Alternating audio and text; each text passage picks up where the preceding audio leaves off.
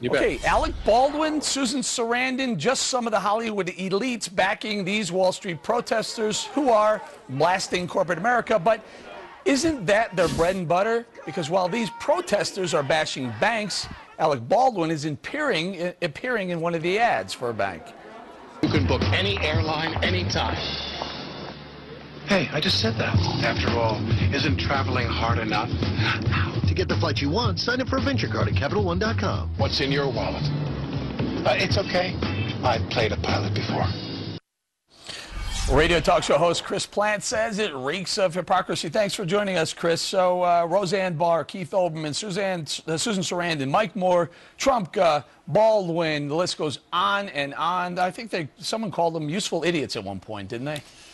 Yeah, they are the useful idiots. They are, when Vladimir Lenin all those years ago said that the capitalists will sell you the rope with which to hang them, these were the nitwits he was talking about. You know, Alec Baldwin asked in the commercial, what do you have in your wallet? Well, he's got more than $50 million in his, and so does Susan Sarandon with a combined net worth of more than $100 million, which, fortunately for them, keeps them safely below the Roseanne Barr threshold for re-education camps and or decapitation. You know, this is a classic example of liberalism, liberal lunacy.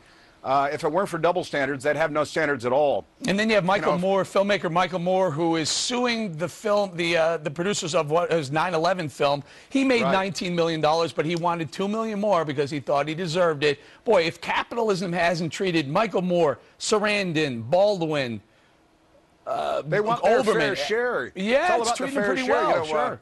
Alec Baldwin makes, if I'm not mistaken, more than $300,000 an episode for the TV show that he's on.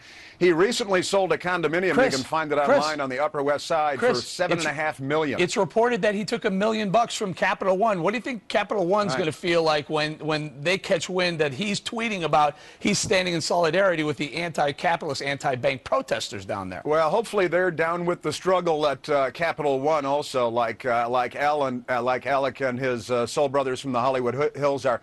You know, if Alec Baldwin were driving in the back of his limo after landing in a private jet in New York, and somebody was blocking the Brooklyn Bridge and his path to his new, presumably more than $7.5 million condominium in New York, I think he'd get out and give him the treatment that he gave his daughter on her voicemail. All right, take a listen to Susan Sarandon. This is a voiceover. She worked at one point for Disney, so if this is her voice, listen to this. What will your Disney memory be? Will it be squeals and giggles, or screams and shouts? Evil queens, or mischievous grandpas? A moment you'll always remember, or a vacation you'll never forget? There's a Disney memory waiting for your family at a price that's right for you, like 7-day vacation starting as low as $64 a day per person for a family of 4. Well, so let the memories capitalism been Betty good to Susan Sarandon, too. Yeah, Betty good. They should pull their money and buy everybody in South Manhattan their own Che Guevara T-shirt before getting back on their Gulfstream jets and heading out to their $1 million houses. Baldwin also, of course, has a mansion out in the Hamptons. His multi-million-dollar apartment in the city is really just the pied-à-terre. All right, Chris Plant, thanks for joining us.